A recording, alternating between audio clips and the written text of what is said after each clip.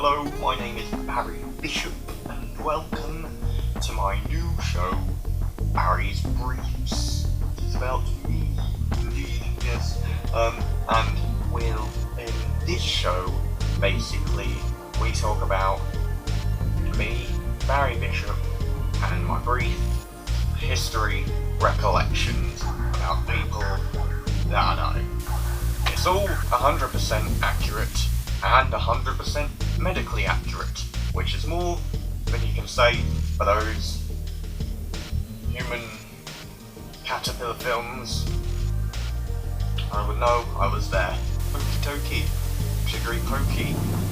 Today we're talking about my good friend, well, kind of good friend, Spyro the Dragon. So, as you may well know, Spyro, as he was known, little purpley thing, he is a dragon. But in his world, he was the only dragon who was a dwarf as well. You can see he's the only small dragon, the rest are all big. Small big. The problem with that was there was a big stigma towards the disabled, especially dwarven dragons back in the day of the artisans world. So he got bullied a lot. There was actually a song made up about him.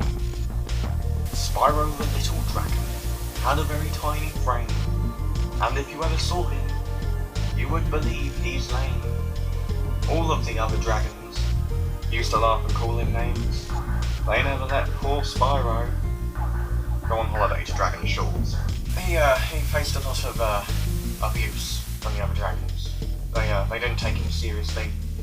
They had to keep retelling him things like hold the jump button twice to glide, and they used to call him Pansy, because they was like, well, don't be afraid of crashing into glaciers and shit like that. We do that all the time. We're fine.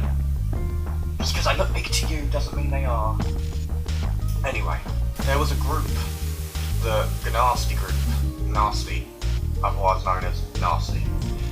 It stood for the Giant Network Against Stigma Towards Youth, and one of their representatives, Nork, had heard about Spyro's story, so he set out to save Spyro by turning all the dragons into stone. It's a very magical world, it's the only way to deal with problem dragons, okay? Because crystal stone stops fire, something like that. I would know, I was there. He actually turned on his rescuer because he snapped after all the bullying, didn't know what was going on, he didn't trust anyone, and he killed him and stole his riches. But in doing so, he had to free all the dragons from him. I mean, he had this little imaginary dragonfly person behind him, whispering schemes into his ear. That's what happens when you get bullied. You start talking to your imaginary friends, and then you go and kill people.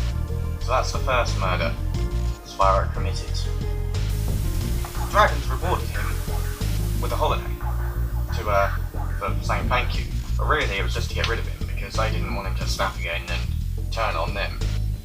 I mean, he'd already killed all the livestock, all the sheep and everything, in hopes that it would appease his dragonfly friend. On his way to Dragon Shores, he got captured by some nasty group outcasts, because obviously Nork wants to ban them and get rid of the top person, and the whole thing collapses. So that happened. So the people he'd rescued before, which included but not limited to a crossbred lady who had goat legs, a demented professor, and a former Olympiad cheater named Hunter, who had memory loss. Led by this demented professor, he didn't know what he was doing, he was demented. They decided to overthrow the government. Currently Mayor Ripto, who was a great guy. I mean, I'll campaign for him. I'll make a campaign for him. He was great. That happened, Spyro committed yet another murder. But this time, he was ruling all of this Avalar place. He went back home just to gloat. Look, I own all this. You said I couldn't do it because I was a little dwarf dragon, and now I'm here. Started from the bottom, now we're here. Basically, the only female lizard in the area, the dragons have stolen her babies. If you notice, there's no female dragons in the otters as well. Okay, so they had to get their kids to repopulate by their own means, and they did it by kidnapping the eggs of this sorceress. There was an equal opportunities. She turned animals into the things they wanted to be, like this bunny rabbit, as you can see. Went to go get the eggs back, and then he commits yet another murder. This is a thing you've got to know, kids. Don't let people get you down, because then you killed 3 people. You don't even know. He had Hunter with him, and the Professor.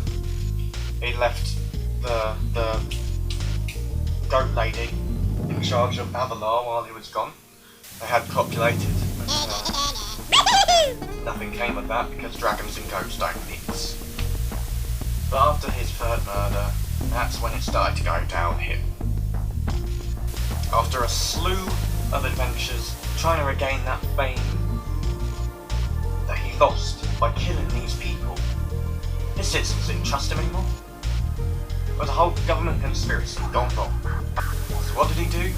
He used his flame powers to cook crystal meth, substance abuse, and he turned into this. It's very hard to look at. And then since then he was stuck in a permanent meth dream called Skylands. Currently in rehab, we're waiting for him to return to full. Get recovered. Who knows? Maybe he'll find the right benefactor to get him out of his current situation. That's what we're all hoping for anyway. So here's to you, Spyro. We're all praying you get there. Leave that there. Thank you for watching. I'll be back next week talking about another subject about a person like I used today. Not to be confused with that song. I mean, that was written about me, but, you know, look where that got. Don't badmouth the bish. Don't bash the bishop. Doesn't work. Just get your hands dirty. Anyway. Thank you for watching. See you soon. I'm Barry Bishop.